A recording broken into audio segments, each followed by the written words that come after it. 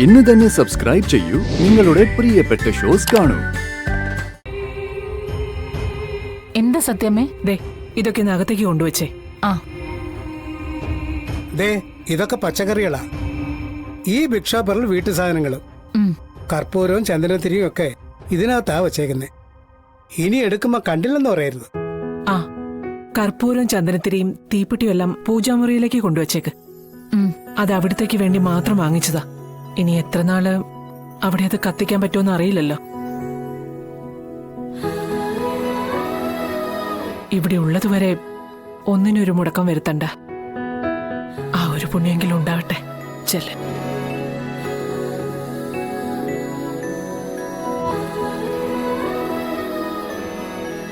ഇതാ സത്യമേ, പലചരക്കിടയിലും പച്ചക്കറിക്കിടയിലും കയറിയതിന്റെ ബാക്കിയാ. അതെത്രയുണ്ടെങ്കിലും കൈ തന്നെ ഇരിക്കട്ടെ. ഇതിപ്പോ അത്യാവശ്യം കുറച്ചു ദിവസം ഓടാനുള്ള സാധനങ്ങളില്ലേ? ഇനി കുറച്ചു ദിവസം ഒന്നും മേടിക്കേണ്ടി വരത്തില്ലല്ലോ?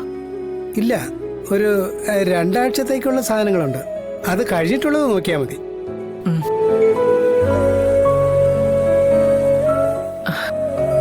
പിള്ളയൊന്നകത്തേക്ക് വാ. വാ.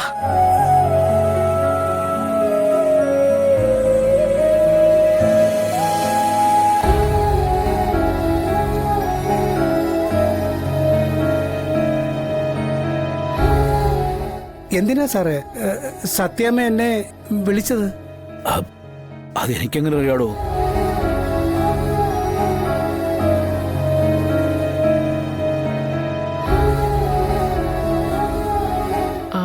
പിള്ളേ, എന്നാ പിന്നെ അതിന്റെ കൂടെ ദാ ഇതും വെച്ചോ. ഇതെന്തിനാ സത്യാമ്മേ? വേറെ എന്തെങ്കിലും വാങ്ങിക്കാനാണോ? അത് പിള്ളയ്ക്കായിട്ട് ഞാൻ തന്നതാ. ഇതുവരെ ഇവിടെ ഇങ്ങനെ ജോലി ചെയ്യുന്നതല്ലാതെ ഒന്നും കണക്ക് പറഞ്ഞു വാങ്ങിക്കുകയോ കണക്ക് പറഞ്ഞ് ഞാൻ തരികയോ ചെയ്തിട്ടില്ല. വർഷങ്ങളായി ഞാൻ എന്തു തരുന്നോ അതും വാങ്ങി മിണ്ടാതെ പോകുന്ന രമണൻ പിള്ളയെ മാത്രമേ ഞാൻ ഇന്ന് വരെ കണ്ടിട്ടുള്ളൂ. ഇതിപ്പോ ഇതുവരെ ഇവിടെ നിന്നതിന്റെ ശമ്പളമായിട്ടൊന്നും കരുതണ്ട. ഇത്രയും നാളത്തെ സേവനത്തിന് ഇതൊന്നും മതിയാവില്ലെന്നും എനിക്കറിയാം. എങ്കിലും നാളെ ചിലപ്പോ എനിക്കെന്റെ ബുദ്ധിമുട്ട് കൊണ്ട് ഒന്നും തരാൻ പറ്റിയൊന്നും വരില്ല. അതുകൊണ്ടാ ഇതിപ്പോ തരുന്നത്.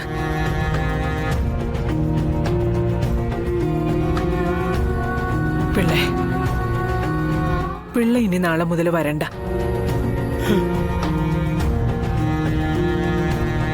അയ്യോ, വരണ്ടെന്നോ? അതെന്താ സത്യാമ്മ അങ്ങനെ പറയുന്നത്? ഞാൻ പിന്നെ എവിടെ പോവും?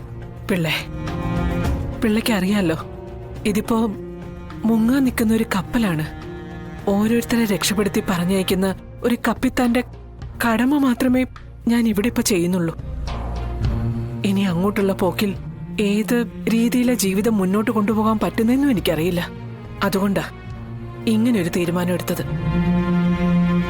ഇനിയുള്ള കാലം മക്കളോടും ഭാര്യയോടും ഒപ്പം സന്തോഷമായിട്ട് സ്വന്തം വീട്ടിൽ പിള്ള ചെന്ന് കഴിയേ.